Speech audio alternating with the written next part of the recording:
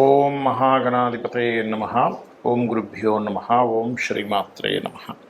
అరుణాం కరుణాతరంగితాక్షీం ధృతపాశాంకుశపుష్పబాణచాపాం అనిమాదిభిరావృతాం మయూకై అహమిత్యేవ విభావయే భవానీం. శ్రీమాత్రే నమ.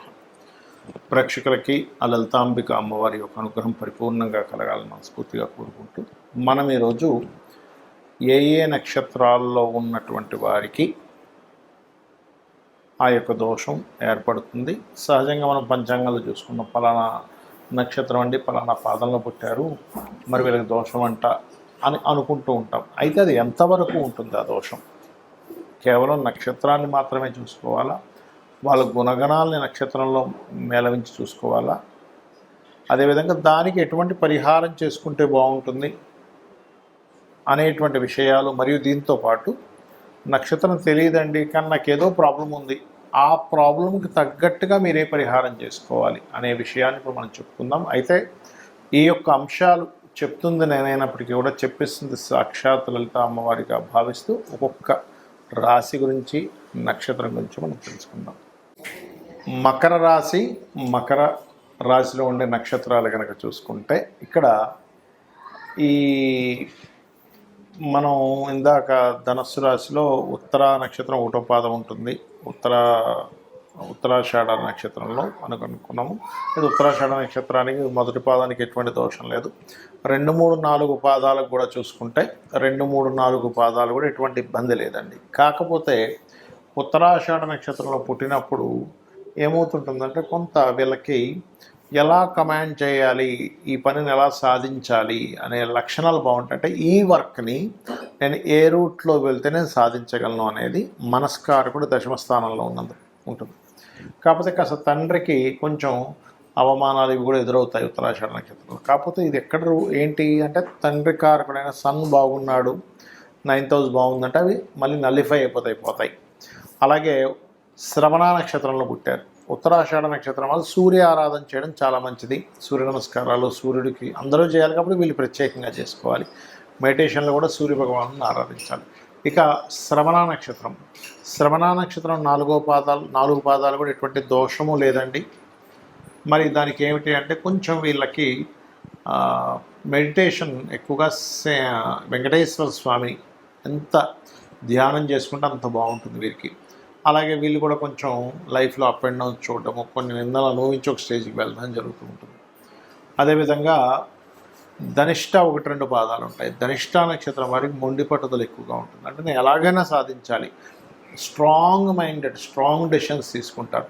వీరికి కొన్నిసార్లు ఈ స్ట్రాంగ్ మైండెడ్ వల్ల కొన్ని నష్టాలు ఉంటాయి, కొన్ని అద్భుతమైన లాభాలు ఉంటాయి. కాకపోతే ఇక్కడ మీరు చేయవలసింది ఏంటంటే హనుమత్ ఆరాధన, ఆంజనేయ స్వామికి సంబంధించిన దీపారాధన, ఆంజనేయ స్వామిని మెడిటేషన్ చేయడం చేస్తూ ఉండండి.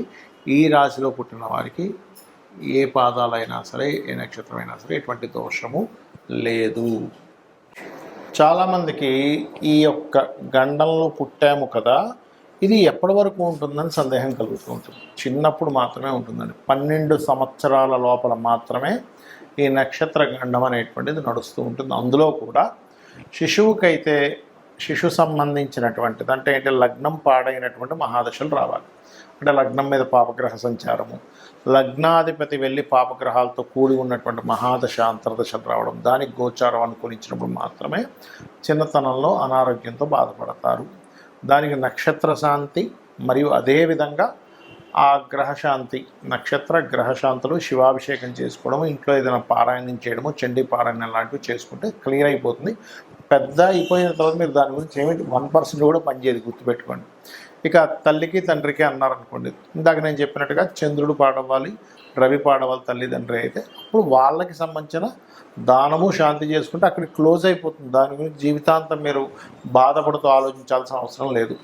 మేనమామ గండం అంటారు కొన్నిసార్లు, అప్పుడు కూడా వీళ్ళకి బుధగ్రహం పాడవ్వాలి. పిల్లల జాతకాలు బుధగ్రహం పాడవి, 6వ స్థానం కూడా పాడైతేనే. అలాగా కండిషన్ చూసుకోకుండా ఊరికే మేనమామకి గండం అంటే అనుకోవడానికి వీలు లేదు. ఇది ఖచ్చితంగా చెప్తున్నాను. మీరు కావాలంటే ఒక 10,000 జాతకాలు తీసుకొని రీసెర్చ్ చేయండి. నేను రీసెర్చ్ చేసి చెప్తున్నటువంటి అంశం ఇది ఖచ్చితంగా. అలాగే మరికొంతమందికి ఎలా ఉంటుందంటే వాళ్ళకి చిన్నప్పుడు నోట్ చేయరు, కానీ వాళ్ళకి ఏదో ఇబ్బంది వస్తుందండి, నాకేదో ఇబ్బంది ఉంది, నాకు తెలియట్లేదు, జాతకం లేదంటూ ఉంటారు. అలాంటప్పుడు 2 విధానాలుగా మనం తెలుసుకోవచ్చు. ఒకటి ప్రశ్న వేసి తెలుసుకోవచ్చు, అంటే వాళ్ళు అడిగిన సమయానికి ప్రశ్నలో వస్తుంది ఒకటి. ఇక రెండవది ఏంటంటే మనకున్న సమస్య బట్టి మనం తెలుసుకోవచ్చు. అంటే ఎలాగా, జీవితంలో అనీజీగా ఉంటున్నాను, ఎప్పుడు ఎవరి మీద ఒకరి మీద ఆధారపడుతున్నాను, నేను ఎప్పుడు ఎదగలేకపోతున్నాను అన్నప్పుడు లగ్నం ఎక్కడో పాడైంది, దశమం పాడైంది అని అర్థం చేసుకోవాలి. అలాంటప్పుడు మీరు ముఖ్యంగా చేయవలసింది ఏంటంటే లక్ష్మీ నృసింహస్వామి యొక్క ఆరాధన అద్భుతంగా పనిచేస్తుంది.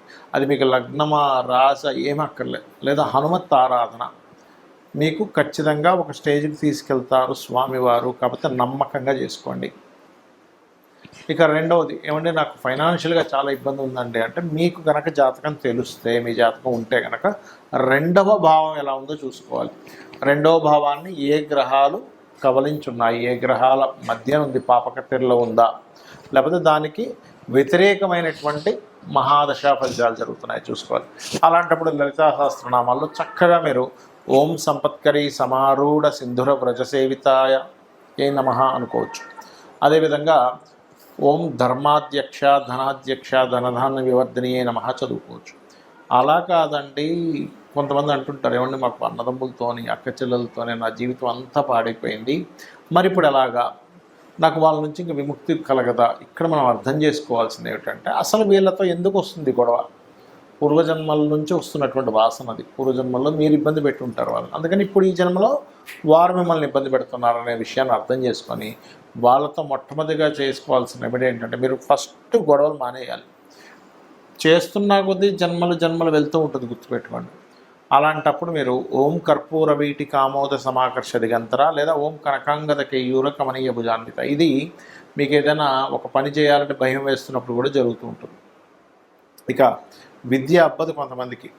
చాలామంది అనుకుంటారు ఈ నక్షత్రంలో పుట్టాం కాబట్టి విద్య అవ్వట్లేదు అనుకుంటారు. అది అలా కాదు, 4వ భావం పాడవుతుంది, గుర్తుపెట్టుకోండి. అప్పుడు మీరు చేయవలసింది ఏమిటి అంటే 4వ అధిపతి ఎలా ఉన్నాడు, బుధుడు ఎలా ఉన్నాడో చూసుకుంటూ పర్టికులర్గా మీరు మీ యొక్క జాతక చక్రంలో 4వ అధిపతి ఎలా ఉన్నాడు ఏమిటని చెక్ చేసుకొని దానికి సంబంధించిన రెమెడీలు చేసుకోవడము, అందులో ముఖ్యంగా హయగ్రీవ స్తోత్రం చదువుకోవడం చేస్తూ ఉండాలి. అలాగే ఓం శుద్ధ విద్యాంకురాకార ద్విజపంక్తి ద్వయోజ్వలాయై నమః చేసుకోవచ్చు.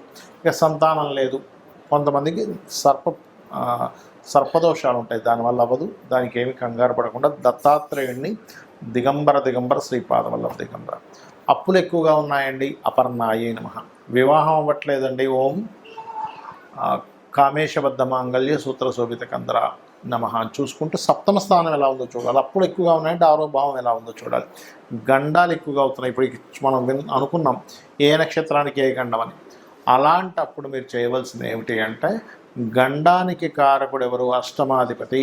సడన్ ఇన్సిడెంట్స్, సడన్ గ్రోత్ ఉంటుంది, సడన్ డౌన్ ఉంటుంది అంటే అష్టమాధిపతి వల్ల. బాగుంటేనేమో ఒక్కసారిగా 2-3 సంవత్సరాల్లోనే కోట్లకు పడగెత్తారు, బాగోపోతేనేమో డౌన్ అవుతారు. ఇది ముఖ్యంగా చూసుకోవాలి.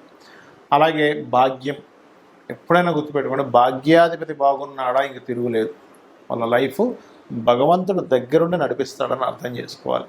పాడయ్యాడా, ఓం హరనేత్రాగ్ని సందగ్ధ కామ సంజీవన ఔషధి. కెరియర్ సరిగ్గా లేదండి, ఓం మాణిక్య మకుటాకార జానుద్వై విరాజితాయ నమః. బెల్లము దానంగా ఇవ్వడం, నువ్వులు దానంగా ఇవ్వడం, గోవులకి భక్తి శ్రద్ధలతో భావనతో గోవులకు బెల్లం తినిపించడం చేయండి. ఏమంటే సక్సెస్ రేట్ లేదు, ఆనందం రేట్ లేదనుకునేటువంటి వారు ఓం ఇంద్రగోప పరిక్షిప్త స్మరతోనాభజంగికాయే నమః చేసుకోవాలి. లేదంటే విదేశాలకు వెళ్దాం అనుకుంటున్నాను అన్నప్పుడు ముందు అసలు మీకు విదేశీ యోగం ఉందో లేదో చూసుకొని, ఇన్వెస్ట్మెంట్స్ విదేశాలు, తండ్రి యొక్క ఆస్తి అంతా కూడా 12వ స్థానంలో ఉంటుంది కాబట్టి విదేశీ వెళ్ళే యోగం ఉందండి కానీ ఎక్కడో ఆటంకాలు జరుగుతున్నాయి అన్నప్పుడు హనుమాన్ చాలీసా చదవండి ఉదయం సాయంత్రం. ఖచ్చితంగా మీకు ఆ స్వామివారు మీకు ఏదైతే అవయోగంగా ఉందో ఆ యొక్క అడ్డును తొలగించి మీ యొక్క సంకల్పం నెరవేరేలా చేస్తారు. శ్రీమాత్రే నమః.